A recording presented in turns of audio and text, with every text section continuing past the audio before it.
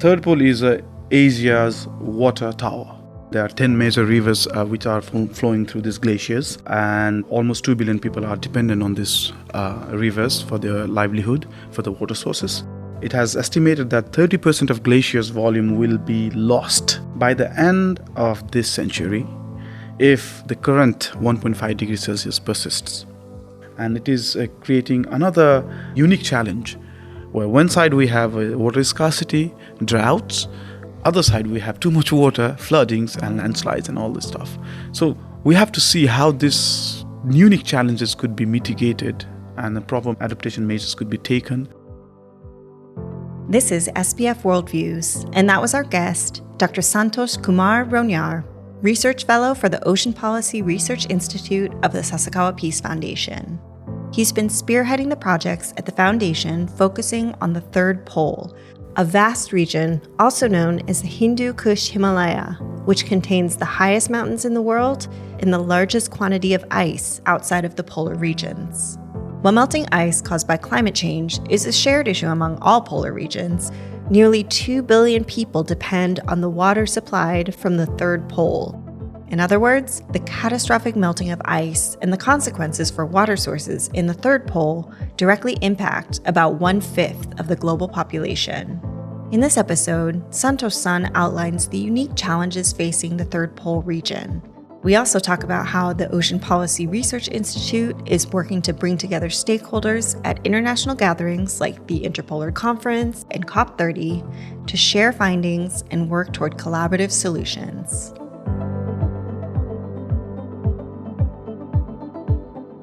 Santosh, welcome to SPF Worldviews. Thank you for inviting me for this podcast. I'm Santosh Kumar Rauniyar, and I'm from Nepal.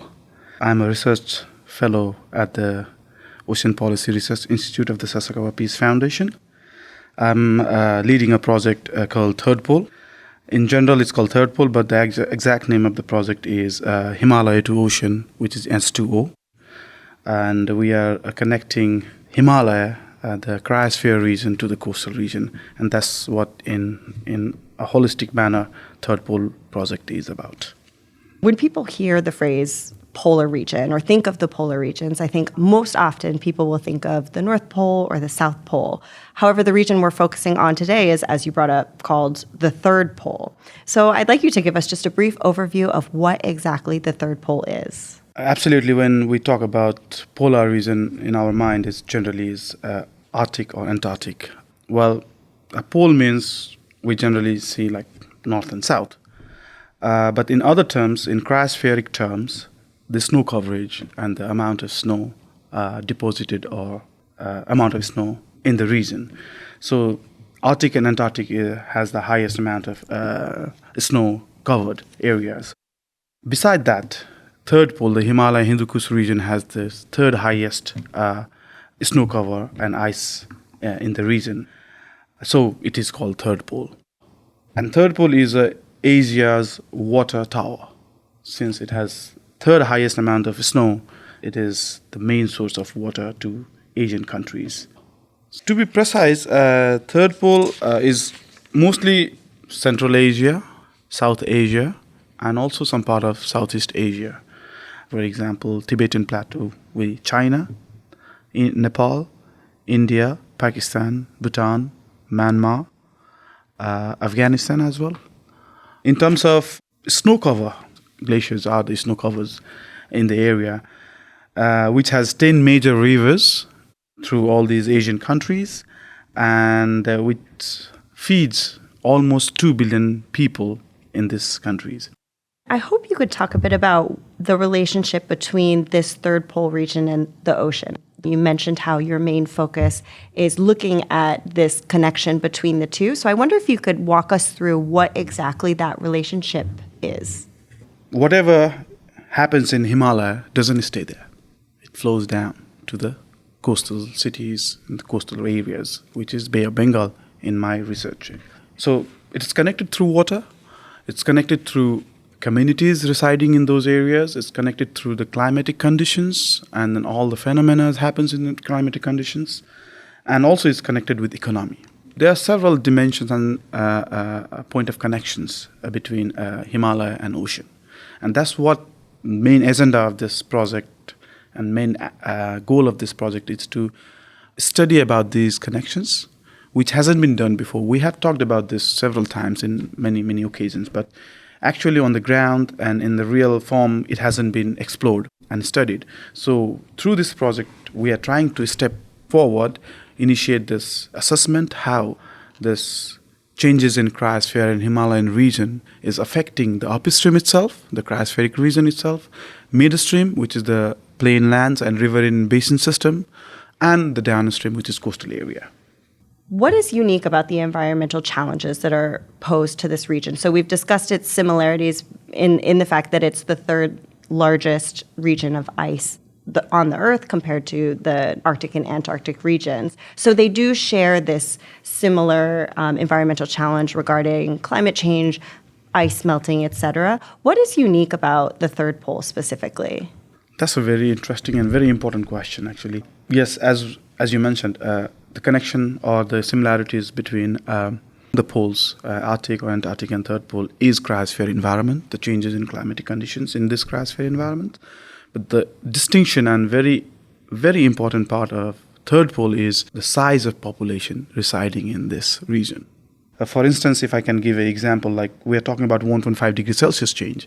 Well, yes, of course, it will impact glacier melts, cryosphere snow melts in Arctic.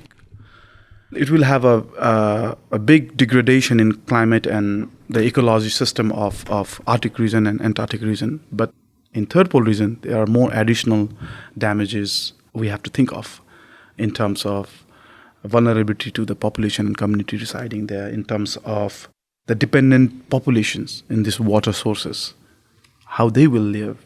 It will impact the livelihood of people who are residing and who are dependent on this. So the stake is much more larger. What are the projections for what might happen in the future? Well, there are so many statistics, but I will just give some of them, very vital ones. As I already mentioned, there are 10 major rivers which are flowing through these glaciers. And almost 2 billion people are dependent on these rivers for their livelihood, for the water sources. In the recent analysis from ECMOD, HKH, and different other organizations, it has estimated that 30% of glaciers' volume will be lost by the end of this century if the current 1.5 degrees Celsius persists. That means the dependent population will not get their livelihood through this water, glacier melt water. And in addition to that, this glacier melts doesn't happen in a very smooth manner. It's like there's an outburst of lakes, which we call GLOF, glacial lake outburst.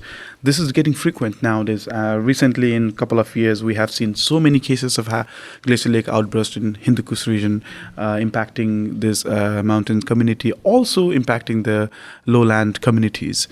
So these will be more frequent. Natural hazard, it will occur due to climate change or due to some other factors. But the disaster which is induced by anthropogenic activity is massive scale. If the water sources are drying up, it will be a new challenges for the population, for the drinking water sources, for the irrigation purpose, household water requirements will not be fulfilled. That's one side of the story. The other side of the story is too much water. As I mentioned, glacial lake outburst will cause floodings, a frequent flooding we can see. Now we can see new phenomena like cloudburst, supra-glacial lake outburst, which is kind of never heard before. What exactly does that mean? Well, cloudbursts are too much heavy accumulation of these clouds bursting and too much rain, which is not a natural phenomena in that region. So it's now becoming kind of, occurrences there. Now it's becoming normal. A supra-glacier is a glacier lake formed over a glacier.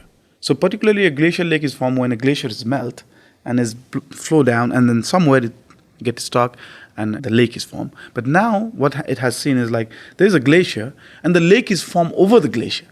It's more dangerous actually. So those kind of new phenomena in environment, in the ecosystem in HKH region is very dangerous, and it is creating another unique challenge where one side we have water scarcity, droughts, other side we have too much water, floodings and landslides and all this stuff.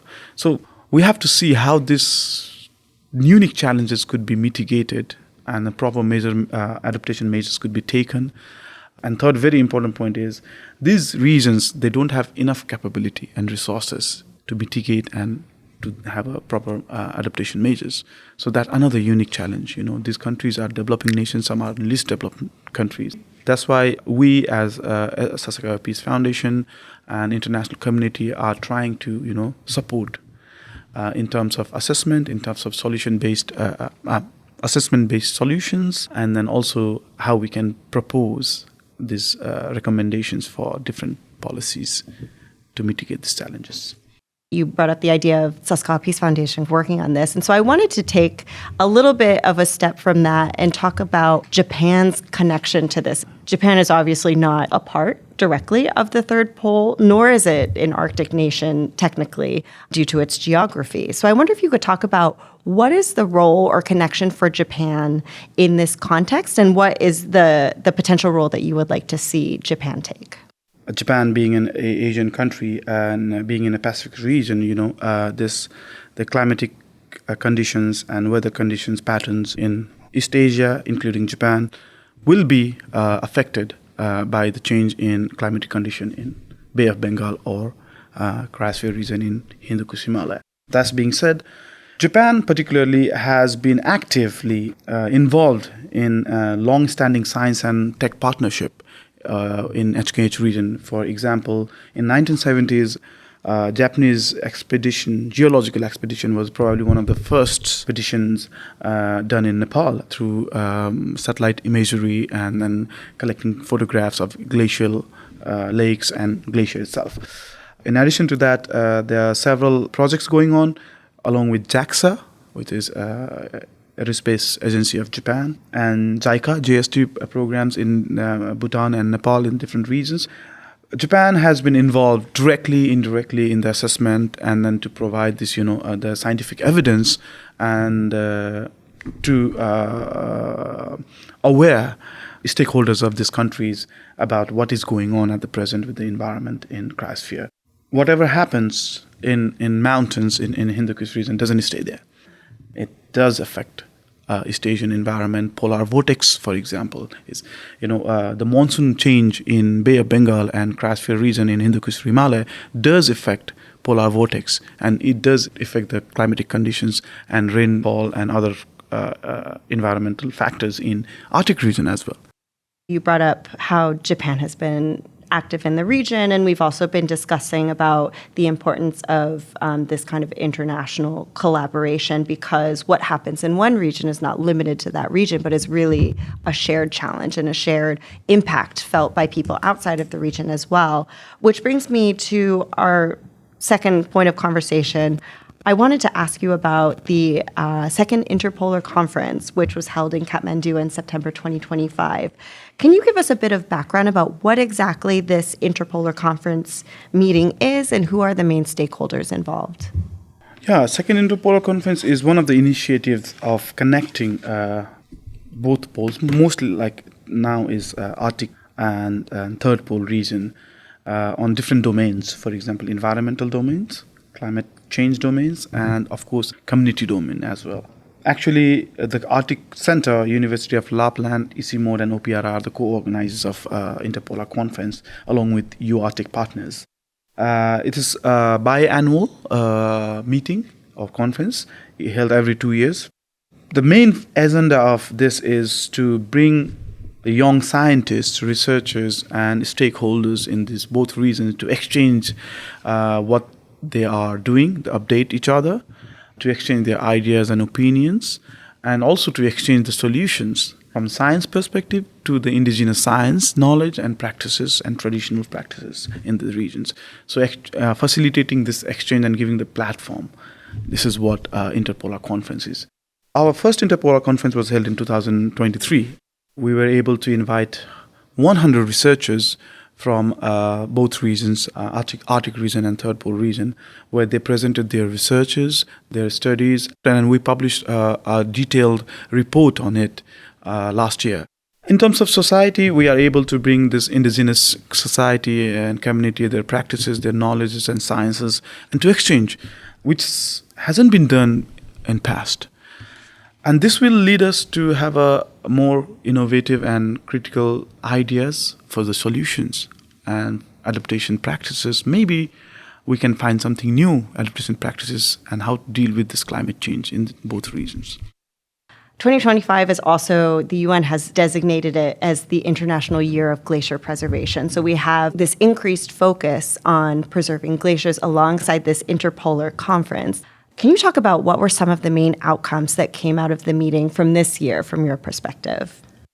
A very important thing this year we were able to achieve was facilitate discussion on global goal of adaptation under the UNFCCC initiative, which they are now revising how we can, implement or plan and implement the global adaptation plans in the national adaptation planning or those kind of policies documents. So in our conference this year, we were able to discuss in detail about how cryosphere science and practices could be put into this global goal of adaptation framework under UNFCCC. It seems like there were a lot of really constructive steps taken, but I wonder if you could also talk about what challenges you see that remain within this context, and what are your expectations moving forward? There are multiple countries with different geography, different culture, different lifestyle, different communities, different political system. Even though we call it a Hindu Kush region and Third Pole region, it's very diverse. And geopolitics is quite complicated. We are talking about the communal climate, communal water, but still the water diplomacy is so difficult because water is a resource. And when it comes to resource, it comes economy. And when it comes economy, things are complicated. So our challenge is how to persuade all these different stakeholders in the same table to work in combination, in collaboration to solve the issue or to find the solution for this climate change, to promote water diplomacy, how we can, support each other, because it's transboundary issue. It's not one country can do everything about it. We need transboundary solutions, and for that we need transboundary negotiation, discussions. Secondly, as I mentioned earlier, these countries which are in third pole regions are not developed economy. What I mean is, if we go to GDP or per capita income, it's one of the not least, but very low per capita income countries. The infrastructure development, economic power, and resources availabilities are very scarce. So again, it's another unique challenge. Even though we have solutions or we have some recommendations for these solutions, who will fund this? Who will support this in terms of financial resources or technical resources and knowledges? And lastly, understanding of people, awareness of people, and how they see things. Some of these countries or stakeholders, they say, we are developing now, and so we should be able to develop using the same development economic model of 70s, burning fossil fuels. Why not? Of course, this is our turn now. That's one of the perspectives. Second perspective is like, you did it, and now we have to suffer. Why? I don't know what will be the solution, but it's complex. UNFCCC, as I mentioned, COP30 is happening in Brazil, and last year it happened in Azerbaijan, where they completely and very seriously focused on climate financing. And hopefully this year, we will discuss about it, but added on, we'll also work on it and act on it. So that's what I'm hoping for to solve part of this problem, And I was wondering if there's any plans to integrate third pole topics into COP30 specifically, and if you could walk us through maybe what OPRI has planned, or if there's more general discussions coming up, if you could let us know about that as well. Yes, for COP, Conference of Parties 30 in Belém, Brazil, we definitely, and we are very seriously presenting this third pole project and what we are doing now in the region. The connection is, as I already mentioned, Global Goal of Adaptation, GGA, under the UNFCCC framework. Now we are in discussion phase, negotiation phase, how this global goal of adaptation revision can be done and how this can be implemented, and all those things, recommendations can be sent to different governments and different countries. And one part is how we can include cryosphere science and community practices and solutions, adaptation solutions, in this GGA framework under UNFCCC. So this we will be highlighting, this we will be facilitating for the discussions in COP30 through the cryosphere pavilion. So we will have sessions out there to discuss about how this cryosphere science can be integrated in GGA. And based on these many different initiatives that are underway in OPRI, what are the future plans and where do you hope to take these efforts looking forward?